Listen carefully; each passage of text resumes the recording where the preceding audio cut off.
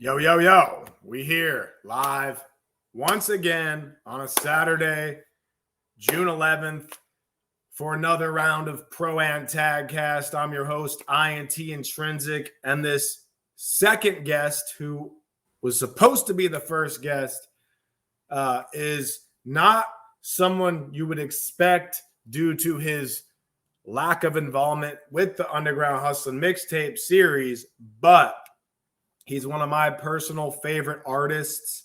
I remember watching this dude grind since he was like in middle school, something like that. Super consistent and hardworking, and I mean, the epitome of hustle. So when I wanted to figure out how to do this podcast, he was always my first pick on being the first guest. So he's the second, and that's fine. First is the worst. HOF, no offense, but that's just how the song goes. Second is the best, and that's Stoner Jordan, Mr. Smoke Like a Motherfucking Goat. Phoenix, Arizona, born, raised, die. I think this motherfucker's going to get fucking carried away in Arizona. So without further ado, I bring to you Mr. Stoner Jordan. What's going down? Appreciate you having me bro? on, brother. Anytime, man. Y'all may not know, but me and this dude talk regularly, so this ain't a new thing for us. We talk twice a week, 3 times a week. He's very much involved in what I do on a day-to-day basis, just not per se in the underground hustling, the mixtape side of it. But I know you have a list of things you want to go over, but I want to rewind all the way back to, I'm bad with dates, but I know like certain points in history. But Stoner Jordan, I remember back when it was DSI, also known as Head Hurts Records, and Woodpile, EBI, Ether Bunny. So those two groups were running the underground in Phoenix at one point. This was around the time I was transitioning from a band, Fall Guy, to a solo artist, Intrinzik. So it was like Ether Bunny and Dynasty, who he was the Underground Hustling spokesman for a while with the contest.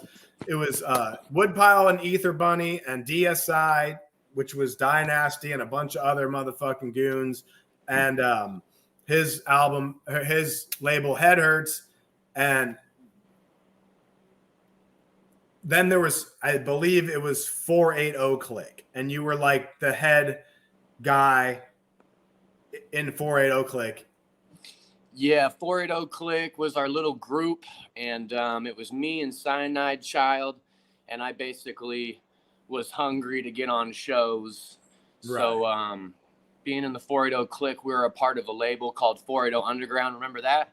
Yeah, and that was Snakey. Mm-hmm. And Snakey McVeigh, Monks, Nezabine. Yeah. There was quite a few others. And what's Chris? Who is Chris? Huh? Chris. Oh God, he's a DJ.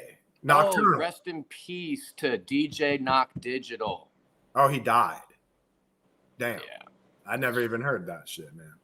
Yeah, and if anyone's wondering why I'm so close, it's because my phone is super outdated and the volume sucks on my end. So I'm just got to be like this and I can hear everything. So. And the reason we postponed this so many times is because he had to put it in the freezer because it's 185 degrees in Phoenix, and his phone is fresh out the meat locker right now. So it really is. I'm just going to run these dudes like this is before Underground Hustling. This is when Intrinzik went solo, when Fall Guy dismantled. I think we were actually still together, but I was getting my feet wet with solo. But we did. I remember a show. It was Mason Jar. It was Woodpile. I think you guys were on it. I was on it.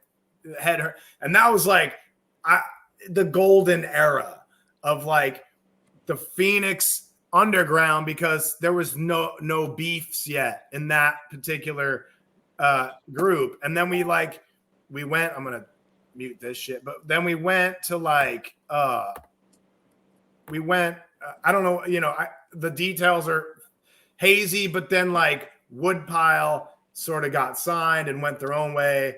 And then Head Hurts, there was a beef. So I went through the middle, and then I was doing the marquee shit. Yep. And then that's when you were the OGs. Well, when you started doing back then, it was still 480 Underground. OG didn't come till 2013, I believe, which was a little bit after that. But yeah, I did my first big show with you. You booked me on it. It was the Andre Nicotina show in 2007. I want to say it was 2007, maybe. You know what? It might have been 2008. Way back. Yeah, I'm the worst chronologic, whatever that word would be. So I just know like right around when I don't even know when UGH started, what year. I should just make a shirt that says EST, have you or McNasty remember the date so I don't forget. But we did the marquee, and it was you guys, and I think they were called Caballos at the time. Yep. And it was when Intrinzik was like the Wu-Tang of Phoenix. It was Porter and J. Chris and McNasty and Intrinzik and Virus, and like we had like a couple other goons, but the good old days. But like, so that was like, I don't think anyone has done anything like. We packed the marquee, bro. I think we did 900 people there was no special guest, dude. Like it Blazy D and Intrinzik and Jason Porter, and that was as special as it got. And so the reason I just stuck with you like as a friend or a mentor, is like whatever sort of relationship we have, is because just the sheer determination. Like Stoner Jordan that's his job. He doesn't have a job. He doesn't like work 9 to 5 and then come home and record. He's in his garage, dude, smoking weed, writing songs, promoting, booking. So we have a lot. Like, I don't smoke weed, or like I'm in my garage when I do my recording, but like, and I saw like he was willing to do whatever it took, just like me. Like I was through 100 band members, 100 group members. Stoner Jordan went from OG Music, whatever, 480 Click, 480 Underground, Blazy D to Stoner Jordan and Snaky McVeigh to like, now it's just Blazy D, and it's just, we got our like team, the McNasties, who's on your team too. We got the fucking, I got the Stir Crazy, you got your own guy, but we're the same person, basically, just different variety of it. So, yeah, 100%. I feel like if me and Soul Man were to have a baby, it would have been you. Because you take what I'm doing and then you apply it. Like, he's more of the live entertainer, and like he was just the whole like, he was so good at and he still does what he does, but so you kind of took the underground hustling business model and applied it to touring. So I know you don't really do that anymore, but tell the audience like how you went about setting up a tour with the buy-ons and the tickets and like just renting the venues yourself. Like tell people like how that process went and how much effort and time with the props and the booking and the promotion and all that. Just let it all go. All right, bet. Well, since I started out in the music industry, I've watched Intrinzik just make moves, and it gave me a path to follow, a vision to say, oh man, like look at how he's creative in these different ways, and it helped me be creative with my tours. And when I started, it was 2015, and I decided I want to go on tour. I want to perform in other cities. And at this point, I took basically Intrinzik's model of marketing, and I've been applying it to throwing local hip hop shows for fucking years. So I'm like, I'm so ready to go on tour. So 2015, I hit up 10 or 11 different venues. I set up all of my own shows. I go on to Reverb Nation, because this was 2015, and I look through all of the artist accounts and what cities they're in. I shoot them a message, da-da-da-da-da. And next thing you know, I go out on the tour. I meet all these artists. I make a shitload of fucking money. Like every show, I was making like a stack to 1,500 just profit. And the shows were fucking killer. And I had this t-shirt design on my first tour. And it was my Stoner Jordan logo, which is just the Michael Jordan. Damn, I'm usually wearing it. It's on your hat, bro. It's on your hat. Yeah. Right here. I had this middle one on a t-shirt, and it was selling like candy. So I was like, you know what? I've been Blazy D for a long time, and I just started touring. I don't have many fans in other places. This logo is, people love it. I made the transformation, and now I go on my second tour as Stoner Jordan. I do the same thing. I set up all the shows. I call the venues, but now the tour is a little bigger, so I'm expanding. After my second tour, I got home. People started hitting me up and wanting to pay me to come out. So now it's at the point where I'm getting paid from a promoter each show, and I've got a couple dudes on my side throwing in a few racks to go on the tour. So they pay money, they get to perform, they get their housing and transportation provided. Not only that, they meet a bunch of venue owners, they meet a bunch of other artists, they start, building, really networking.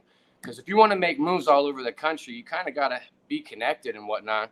So now I'm going on these tours and I'm making money and everything's fucking great. And I'm learning all these different things. And now I'm like, let's start building stage props. And I went so to the core on stage props to where I did a tour themed after the Rampage video game. And what I did was I took a bunch of boxes, because I'm always saving all of my boxes. And I had like a vacuum box and a stereo speaker box. And I made a cityscape, a straight up downtown scene like you were playing the video game. Had big buildings. I had little army men. And I even had holes in the windows with little fire emojis cut out and slipped into there.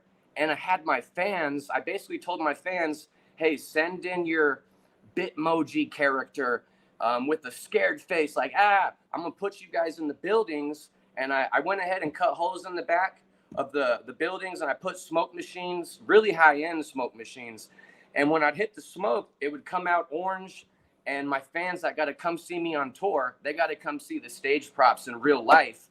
And I actually did an album release. It's called On a Rampage for that On a Rampage tour.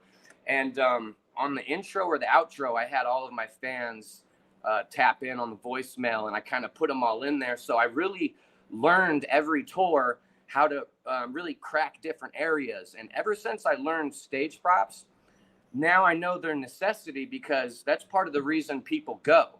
And when I'm over here in my garage building something for a month, it's content and people love it, especially when you get them to be a part of it. So touring's taught me a lot of different things, and it all started with just watching how Intrinzik moved. When I first got into the game, 2003, 2004, I went to a Woodpile show. And I wasn't really a rapper yet. I hadn't done a show, but I seen how they did what they did. They just, they got like 6 people to sell 30 tickets each, and they rented a venue. And I said, So I went and did a show with them. We moved like 80, 100 freaking tickets, and I just put it all together. And I'm like, you know what? I'm going to start doing this myself. So within the first year of they learned that music, they learned that from Funk Junkies. Huh? They learned that from Funk Junkies. Well, God bless the Funk Junkies. Shout out to the PJ crew. They were on the Fire It Up DVD on Cottonmouth Kings 2004. That's how I really learned about them. My brother used to go to their concerts. But yeah, all the touring, I've never done a song with a bigger artist. I've never gone on tour with the bigger artist, except the first 2 months of 2020. I went out with Chucky Chuck, Don't Give a Fuck, and learned a lot from that tour, because he's been on a lot of fucking tours, so there was a lot of fucking knowledge. And ever since then, yeah, I've met quite a few other artists. I've gained notice from the artists that I've looked up to my whole life. I like to put it like this. Every rapper that I've ever really looked up to, except Eminem, has seen my logo, has heard about me, has seen my flyer, and I make sure of this shit because UBI fucking loves my gear. So I hook him up, and he rocks that shit. People see that shit. I hooked up Tech Nine's tour bus driver with a bunch of stuff. Make sure he had something to wear every day of the week. And my fans like to wear my merchandise when they go to Tech Nine meet and greets and other big artist meet and greets. And they tell them about Stoner Jordan. I got a really cool following. It's pretty small, but I've got my name consistently, thoroughly throughout the country from doing 4 tours a year, 20 freaking different cities, and you have 6 openers promoting a flyer with your face on it and your logo on it consistently throughout the year. So without any major collabs or major tours or money, I've been able to get my name everywhere off your model. And it's not like I jacked it. It was more like, this is giving me a vision. Like, if you want to elevate, how do you elevate? You put yourself around people that are better. You know, I want to be surrounded by people doing more than me, because that's going to bring out the best in me. So yeah, and I liked how you did Bar Wars. That was super dope. I loved all the themes. I told you, like, last week you did a mixtape where it was like acid related, and everyone could get fake acid tabs, but you know, it looked like little acid tabs with their logo on it. That shit was dope. The action figures, all that shit was dope. Definitely motivated and inspired me to do what I do. So on the Rampage, did you have like a dude in a gorilla suit, like running around punching shit? No, but I did buy the actual. Hopefully you can see that. I bought the actual toys and put them on the buildings, like hanging from the buildings and shit. Yeah. Well, yeah, I don't want to sidetrack too much on the stage props. But to me, like hearing the story and now like you're getting paid to do the shows, I feel like that's not as exciting as like hunting down the artists, getting the ticket. I mean, it's probably a little more secure and less stressful, but like the excitement is probably not as there. But so it's pretty impressive because you like I relied on big names. Like I was the first one in the underground really. Stoner's frozen. There he goes. But maybe his phone is heating up. Is your phone cool? There you go. But like I saw the value in collaboration. Like when I did the song with Capadonna, like that got me a whole it put me on a whole nother like, oh, it put me up like on a different level because no one was really doing that type of shit back then. Now it's like everyone's collabing with everyone because the prices are so affordable now. But the fact that you didn't do any of that is impressive because like it's so hard to get up the haystack without like, oh, it's featuring Capadonna, featuring Proof, featuring, you know, so props there. So Thank you. Yeah, so fast forward to 2022. After putting all this work in, and where are you at now? I know you're planning a lot. I saw the little list of things. Like, tell everyone like where you're at, like what's next, and like I know you just dropped a video, not just, but it was your first like decent budget video, and that one was what, Coast? The Coast, yeah. The Coast. I just dropped that. Okay. So take us from like the Coast into Smoke Like a Goat, and then like what's going to happen this rest of the year for you? Cool. Yeah. So just a heads up, my phone's getting real hot, so I'm gonna talk like right now. Basically, I just dropped my first video in 3 years. It's The Coast. It's got 90s West Coast vibes. All of my new music, I'm not trying to make the music I want to make anymore, where it's like barbaric bar carrier, barbarian, burying bar superior. I'm trying to make shit like, yeah, move your hips. trying to get fucking people to dance in the crowd because everyone wants watered down dumb shit. So lately I've been doing West Coast bangers with just talking about weed and shit, and it's been going good. I just dropped The Coast. It's on all platforms, and I'm about to be dropping in 6 days on the 17th, Smoke Like a Goat. It's got the same exact vibes, shot by the same person, Young Mac Films. He does all the Odd Squad videos and quite a few other people. And that one I'm really excited about because I'm promoting my hat pins. These are THC diamond replicas and a bunch of nugs, so I'm happy about that. And then July 15th, I'm dropping another video called There's Something About Mary, and it's a really cool video. I got a ex-stripper in there doing a bunch of nasty stuff. It was great. And yeah, I'm pumped on that. And I just got a new little deal with TFE, True Fortune Entertainment, and they're the one funding all that shit. So the reason, you know, I'm really proud of myself, like you said, is I was capable of getting my name out there, being a broke-ass motherfucker always. So, you know, I never had bread. Now I got the financial support backing me. So I got all these new music videos coming out. A new song drops every 2 weeks. One of them comes with a music video. So once a month, 2 songs, 1 music video. And yeah, I got this Chris Calico show going down. Excuse me, August 13th, I think. It's going down Lake County. And shout out to my homie Rocky Samina for putting me on that, because I've been building relationships with people that throw shows in different cities, like Rocky Samina, like Trouble Loke, like P the Poet.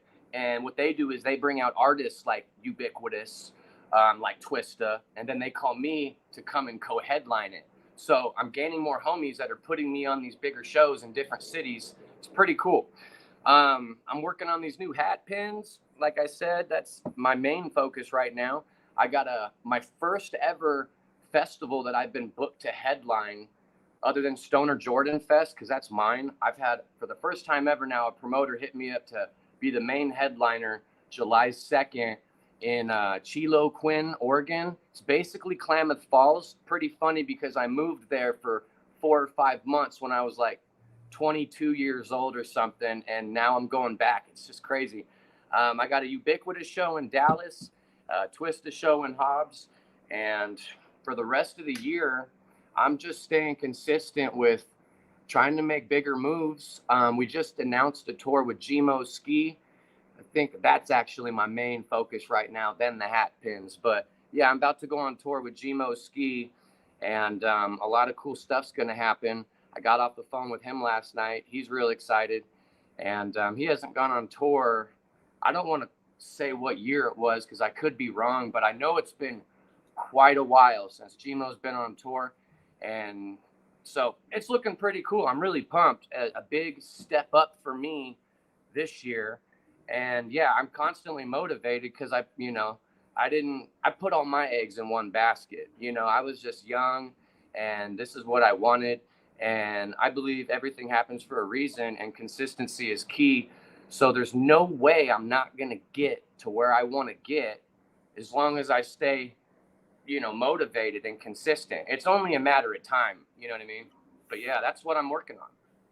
Yeah, word, man. I think for the UGH kids, something they could really benefit from would be hopping on your I think it's in Utah. Is it usually in Utah, the Stoner Fest? And during April, like 420 season. Yeah, dude. Hey, that's another thing I want to tap on. You're looking at the person who threw the first ever cannabis-friendly event in the state of Utah. It's a medical state. I went in there and did it my way. I showed them a little AZ love, how it's straight legal. And I've done that 3 times there now. And it's pretty cool. I'm fucking pioneering out there, and I've got a name in the cannabis community out there. I know a lot of the fucking bigger people, and just from doing Stoner Fest, some of the bigger promotional companies out there, they're on my feed liking my posts. So these are people that bring out the Bone Thugs, that bring just bigger name people. So Stoner Fest is opening so many doors for me, and it's a way that I've gone on so many tours, and I bring homies with me, and it gets to be so many homies I've toured with. We all can't go on tour together. So I made Stoner Fest. So once a year, we all come back together. And now it's over 100 performers every year from over 30 states, all coming together. I've bridged so many people together. I mean, it's crazy, bro. Bridge life. I am going to be there next year. You can fucking mark my fucking words, because now I don't need a COVID test or a vaccine to fly out in a Hawaii. And like, I think that's somewhere I need to be next year. Yeah, dude, totally. I'll put that on everything, because I mean, it's just like for me, that's the ultimate networking experience. Like 100 artists in 3 or 4 days at Liquid Joe's, right? So I've played. Me and McNasty used to play her all the time. It's an easy flight into Salt Lake. I mean, fuck, dude. And I encourage all the UGH kids to get a spot on that event, because just for the networking aspect of it. I mean, I'm sure the performance is off the chain too. It's outside or inside? Both. And we had 1 ton of Potluck headline the last one. We've had Joey Cool. We've had Ubiquitous, UBI. Oh, excuse me, my shit's acted up. But it's pretty cool. Not only do you get to network with a ton of different people, you actually get to meet like these artists. Like Joey Cool was just walking through the crowd, same with 1 ton and UBI, and they were real friendly. And next thing you know, all these artists are going home with fucking a bunch of new connections and some good content to throw in their story, a picture with an artist they look up to. And it's so fucking cheap. In fact, like sometimes you get these artists that don't want to pay to play. Hey, bro, this isn't worth it. Yeah, you're not even getting a response from me, because if you can't see the worth, like, don't even waste my time, because this event, it sells itself. It's like you said, you're going to come out from Hawaii to this event just for. Yeah, so if we did, that's a bad look for you, bro. Like your phone melted at the wrong time for you. But yeah, if that's all we got of Stoner Jordan, man, that's I mean, we got the 30 minutes in. He's got the Stoner Fest every April in Utah, 100 artists. I think it's 2-3 days, over 420, whatever day of the week that shit falls on. I might put him out of his misery here in the next 30 seconds if he doesn't come back from the dead. But we got, this man right here. I mean, relentless grind, good music, his new shit. He's taken the West Coast back. He's gone. So cool. I mean, we got a good chunk of time out of him. So that's fucking dope. But Stoner Fest is something all the artists out there, underground, stoner or not. I don't smoke weed. I don't have any songs about weed, barely, but I'm going to go. I'm going to knock down. I'll be the Joey Cool or the Potluck of next year's Stoner Fest. And I'll bring someone from MNE with us. But yeah, just follow him. All the links should be like in the description based on where you're watching this. And get on that Stoner Fest. He's going to do the GMO ski tour, so maybe you can pop on a show or two with that. But someone I actually really look up to, who also looks up to me, is this kid Stoner Jordan, because he never gave up. And that just shows you, if you never give up, you put all your eggs, mostly, I don't say put them all in one basket, but put them in 75% in one of the baskets, and just ride that motherfucker till the wheels fall off. Do that podcast till your phone melts into magma. And that's it, man. Proantagcast. This is episode 2, Stoner Jordan. Right there, you can see my new album. If you want to contribute to the funding of this record, you can get a little spot on the I just gave you like the best eulogy of your life, bro. But anyway, I said I'm gonna pop into Stoner Jordan Fest. You might need to pay for my flight, but I'm there, bro. I'm fucking there. Got you, brother. Crash on your floor in your hotel or your RV. but I am there because I'm going to take my kids to Utah this winter so they can go down some trails because ain't no fucking snow here. But yeah, man, look out for his. That's what, like 4 days in April next year. Mm-hmm. Yeah. So yeah, it'll probably be a 3-day. 3-day and fucking SLC, man. If y'all never been there, like it's worth go. It looks like something out of Star Wars, like the mountains and shit. Like even compared to Sedona and Phoenix, it's totally different. Like it's got the most these beautiful place that I've ever been, and that's comparing it to everywhere. It's my favorite state, and the women are snow bunnies. Oof. and the people are nice. That's like they're just like, I mean, they got this like quaint naivety about them.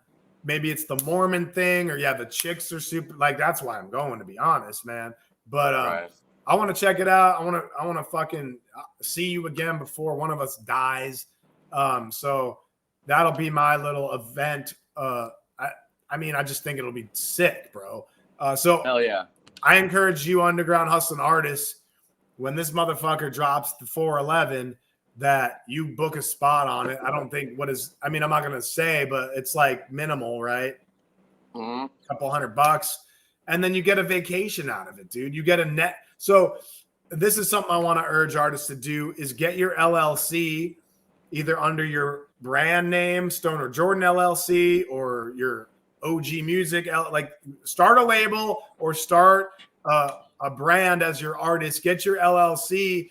And then when you go to Stoner Jordan Fest and you pay your $500 or $300 or whatever Southwest charges you to fly to SLC, and you pay for your meals and you pay for your Motel 6 and your rental car, that shit's a write-off. So if you make 50 grand in whatever year and you spend $3 grand to get to Stoner Fest, you just made $3,000 less dollars, but then you set up potential revenue streams, and then you can sell your merch in cash and not report. Like, don't listen to me, but these are ways to do these trips. Bring your your video guy with you, or just bring a vlog with you. Fucking shoot the shit. You got, like he said, you got content. You can shoot a music video and have a crowd, and you can just say, hey, come all y'all come around me, pretend like I'm the shit, and then boom, you got a little fucking posse in your video, and you get to meet Stoner Jordan. You get to network with people. You get to give you your CDs, your business cards, your stickers, whatever the fuck is medium form in 2023. Is there any shout outs you want to do before we sign off? Any sort of, grand finale you got for the audience today? Major shout out to Underground Hustlin, Intrinzik, McNasty, Stoner Tribe, and just everyone that supports me, and especially everyone that has been coming out the woodworks. I just signed a 1-year contract with True Fortune. Shout out to Priceless Lion.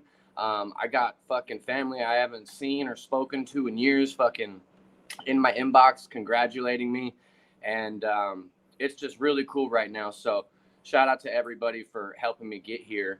And again, big time Intrinzik, because, it's kind of hard to do something without a vision. So you gave me a vision and showed me, oh, I can do this too. You know what I mean? Word. Well, man, it's been great, man. We'll have you back for sure. I feel like this podcast thing is gonna, because I don't know, man.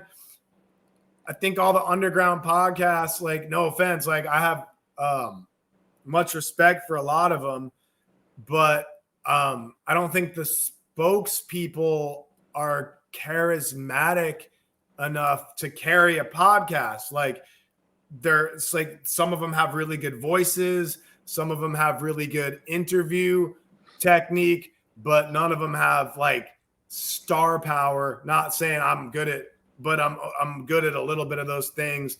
And I can get some cool guests. Like, I'm just starting, man. Like, so I like doing this format. I think it's going to be something, it's easier for me than like, I'm just talking on the phone basically. So I don't have to like type shit and like, look, I'm just chatting with my friends and recording it and then not even editing shit. So I'm going to have to fix if McNasty's watching, like how the names pop up, like get rid of this border down there and maybe, but because it goes like this, and then when I go here, it fucking nice. That doesn't look good either. I mean, it looks good, but right.